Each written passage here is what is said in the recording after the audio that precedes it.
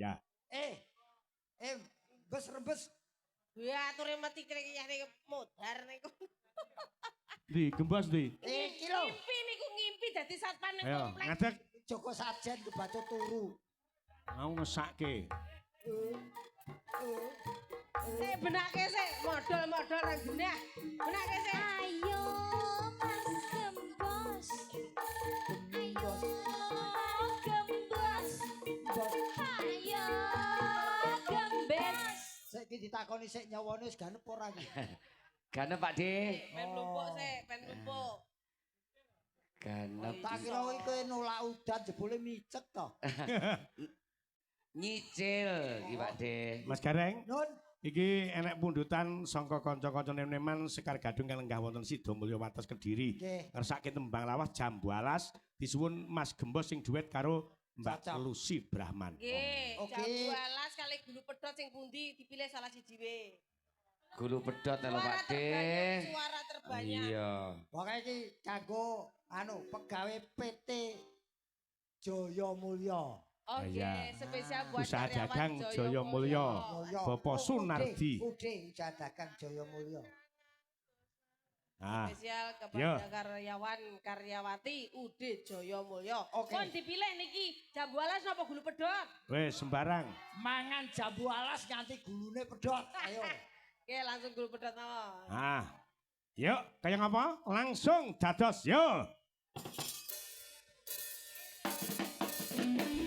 Ayo Mas Gembos. Mbak Luki Brahma.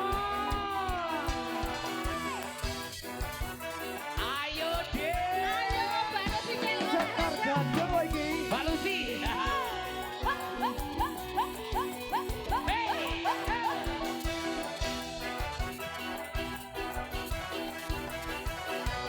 Le, Tadet. Munggah le, ya kayak apa? Sabete garapan dole Tadet. Kambang kali ono ing pinggir. Bareng ketemu awak kudu nafsir.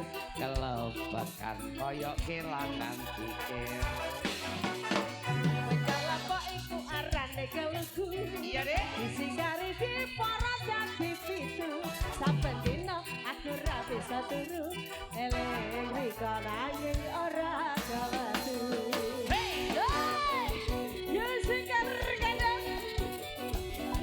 Asik asik.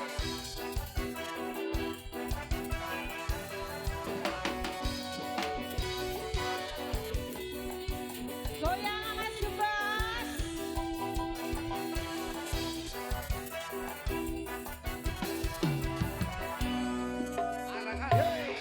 Arek-arek bakar gedang nganggo geni sampai kering awakku iki mikiri gedang rojo sak tundun dipangan codot timbang urung alu wong kuluku pedhot Boten sami diurut karo sapa. Ati iki lestari kok. Rasa santun dipirodoli. Ora percaya belahan dodo iki.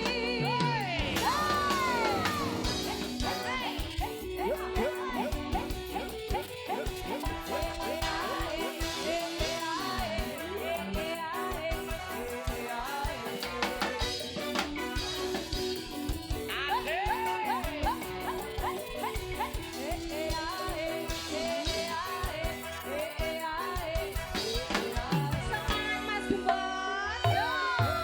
waktu yang cilik arane pasir aku tambang kali ono ing pinggir aku kudu nafsir kelebakan koyok kelangan pikir.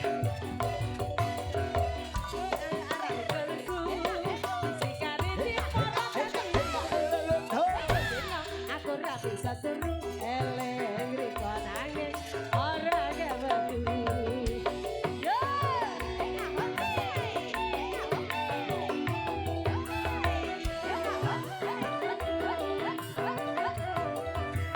Melek Mas Gembos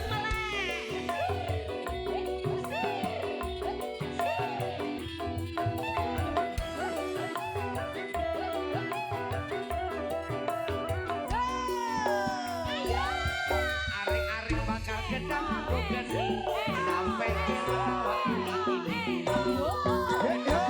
tundun dipangan codot